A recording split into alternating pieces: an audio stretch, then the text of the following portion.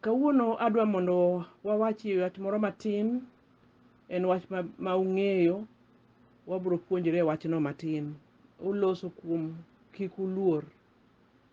Muma ok dwa ni mondo wabed joma luor, moloyo wan jo Kristo. Nyasaye loso kodwa kendo kwerwa mondo kik waluor. Omiyo adwa kawo thuolo ni mondo wasomie kitabu mar Zaburi 46. Wachake wang'e matindo achiel nyaka kare 3. Wasomo kamae. Nyasaye e kar pondowa kendo tekowa.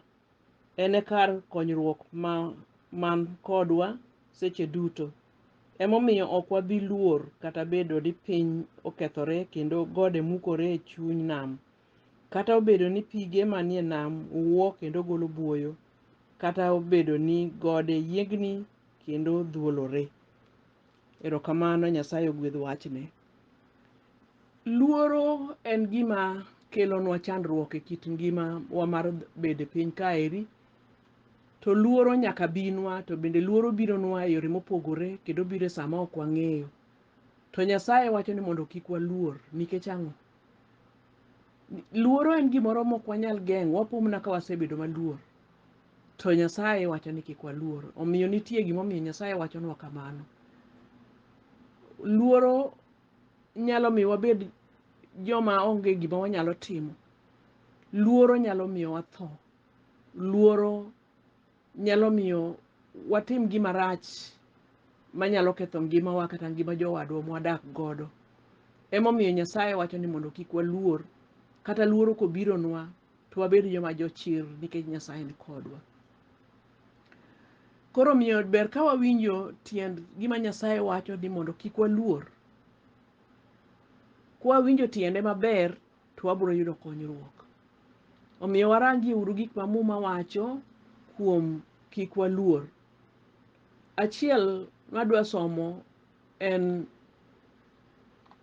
kitabu mar Chik 31 kare 6 ma Musa owuoye kod Joshua. Ka Musa oseng'eyo ni biro tho, to Joshua biro kawo tich kare. Oluongo Joshua e nyim jo-Israel to wachone niya, bed motegno kendo majachir mar nyaka idhi gi jogi e piny mane Jehova Nyasaye osesingore ne kweregi ni nomigi. Kendo nyaka ipog-gi kaka gikeni margi. Jehova Nyasaye owuon biro dhi nyimu kendo nobed kodu. Ok noweu kata ok nojwang'u. Kik ubed maluor, bende kik chunyu nyosre. Mano Musa wuoyo ni jalupne. Wan bende nitie seche mwasemiyo jowetewa teko ka wanyisogi ni mondo kik giluor. Kuonde mwang'eyo ni luoro biro wuoke, be wasemiyogi e chir ni mondo gibed jomotegno kendo gibed jochir ka gik makamagi ochoponegi. Machielo en kama Nyasaye wuoyo koda Isaya 41 kare 10. Owacho ni, omiyo kik ibed maluor nimar an kodi, bende kik kibaji goyi nimar an Nyasachi. Abiro miyi teko kendo abiro konyi, bende abiro siri gi bada makora chwich mar loch. Nyasaye wuon wuoyo gi Isaya, onyise kamano. Tiende ni luoro ni en gima nitie kendo en gima ok ber, emomiyo Nyasaye kwerowa mondo kik waluor. Joshua wuon kochako tich, Nyasaye koro loso kode. Nyasaye wachone ni par kaka asechiki, bed motegno kendo gi chir. Kik iluor kendo kik chunyi nyosre, nikech an Jehova ma Nyasachi, abiro bedo kodi kamoro amora midhiye. Nyasaye wuoyo kod Joshua. Yesu wuon to wachonwa nang'o kuom wacho kik iluor? Kwang'iyo Johana 14 kar 27, Yesu loso ni jopuonjrene. Owacho ni aweyonu kwe, kwe mara ema miyou. En kwe ma pinyni ok nyal miyou. Kik chunyu parre kendo kik ubed maluor. Emomiyo kwaloso kuom wach kik iluor, wawacho gima Nyasaye ema owuon onyisowa mondo wabed motegno mondo kik wabed kod luoro. To wuoyo kodwa kong'eyo ni gik manie pinyni matimre e kit ngima dhano kelo luoro. Tho kelo luoro. Chandruok kelo luoro. Masiche madonjonwa okinyi godhiambo kelo luoro. Dhier kelo luoro. Lweny kelo luoro. Nyasaye wacho ni kik waluor. Owacho ni kik waluor. Kuonde ma Nyasaye osewuoye kodwa e kitabu ni nyiso ni Nyasaye osingonwa ni obiro bedo kodwa. Mae momiyo wacho ni kik waluor. Ni kata ka luoro donjo, kata ka kech odonjo, kata ka chandruok odonjo machalo nadi, to wang'e ni en kodwa, obiro ritowa e weche duto, omiyo kik waluor. Mae momiyo wacho ni kik waluor. Fear not. Tang'o momiyo bedo ma ok waluor ber. Adiera en ni ngima mwantie nieri en ngima mopong' gi chandruok.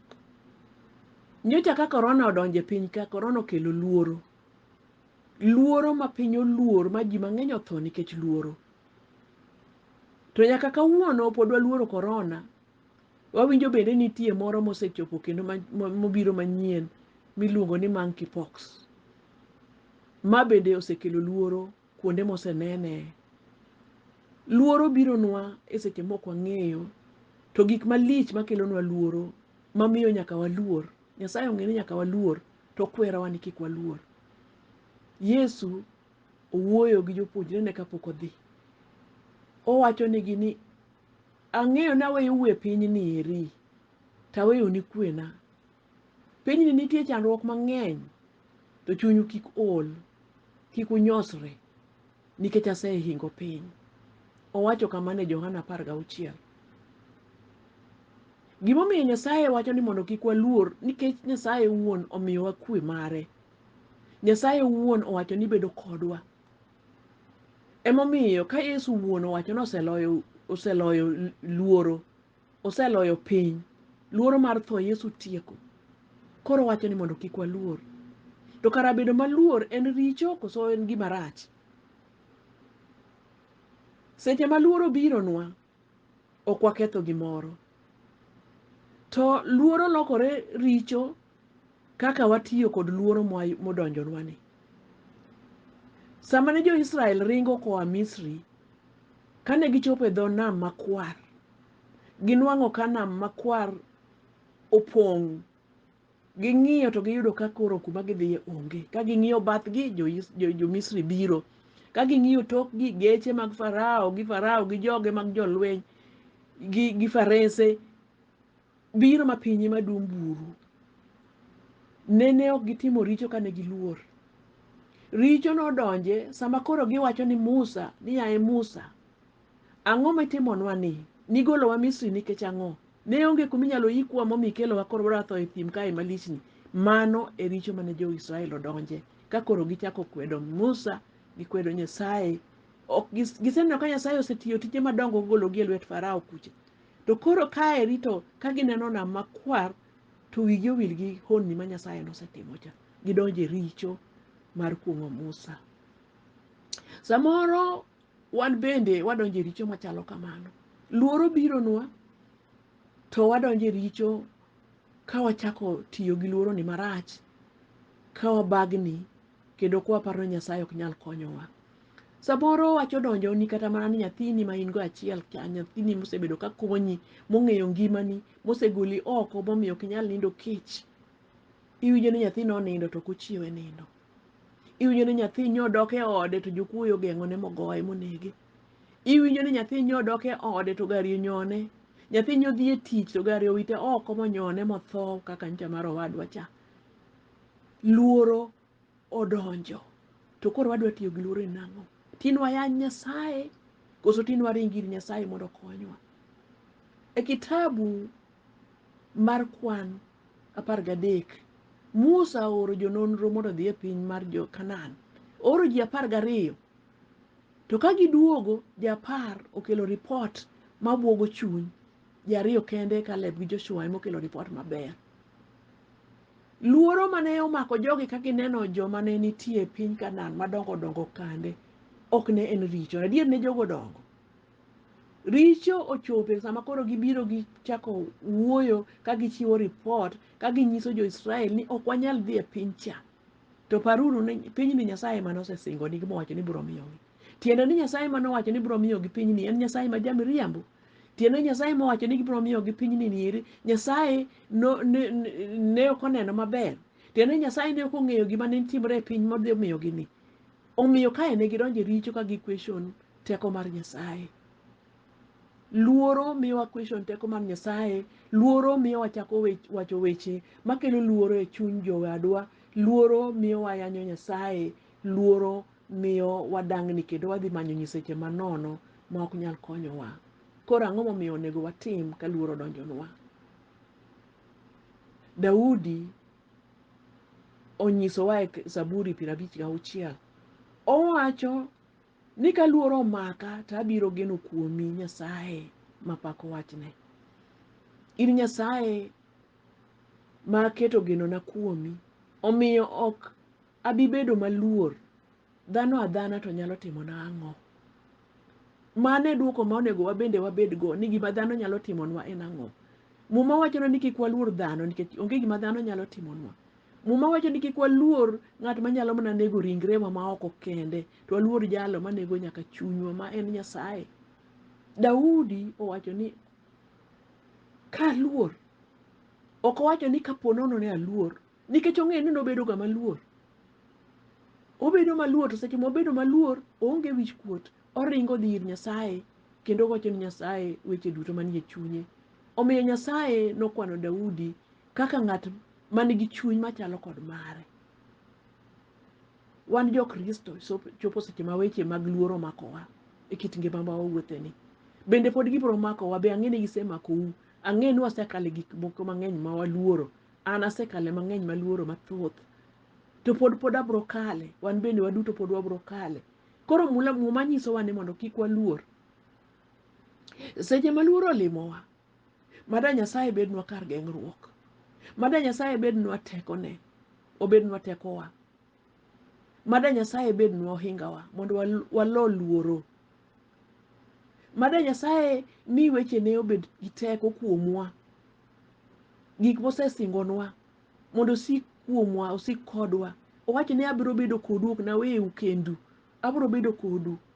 Koro e thuola ma wantie, ma waparo ni wadong' kendwa, ja Kristo ng'i ni Nyasaye ni kodwa. Nyaminwa kata owadwa, Nyasaye ni kodi. Kata obedo ni ng'ima lich machalo nadi, gima kelonwa luoro ni tek manadi, to Nyasaye en jadiera. Obiro kweyonwa apaka mabironwa matek nieri. Gima biro yiengowa apaka mayiengowa nieri, Nyasaye biro kweyonwa go. Owachonwa e Zaburi 23 Matinda 6 ni berne gi ng'wonone nobed kodwa kinde duto nyaka chieng'. Osingonwa berne kod ng'wonone. Osingore ni en kodwa e kinde duto, mamiyo wabro yudo kwe, wabro bedo jomodhil, wabro bedo jomok oluoro gimoro, nikech jal manie iwa en jal maduong' kendo jal matek, en jal manyalo moloyo jal mani oko chande.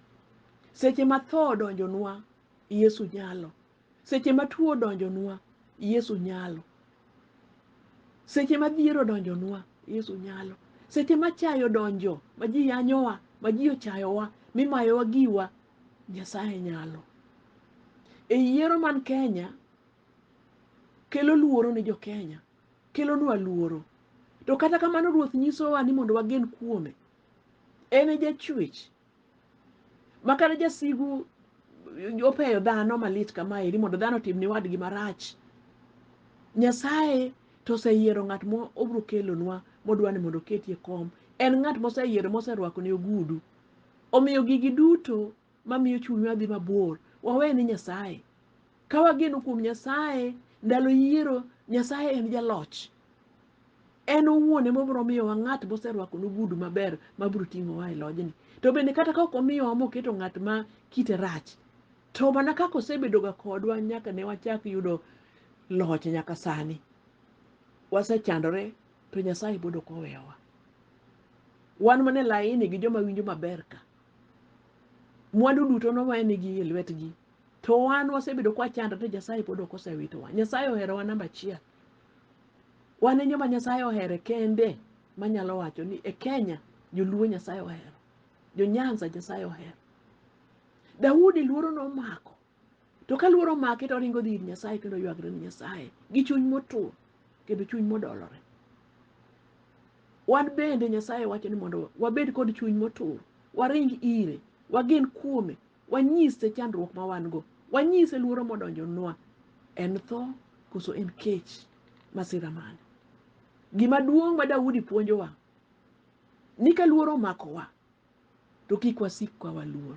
Jo-Kristo, kik wasik e luoro. Nyasaye ni kodwa kendo Nyasaye ni e tekowa. Owacho ni mondo wagen mana kuome, waring ir jal maduong' cha, Yesu Kristo jamadar, komanda, jalweny maratego. Kwaketo gwenowa kuom Yesu Kristo, gima nyalo tamowa onge.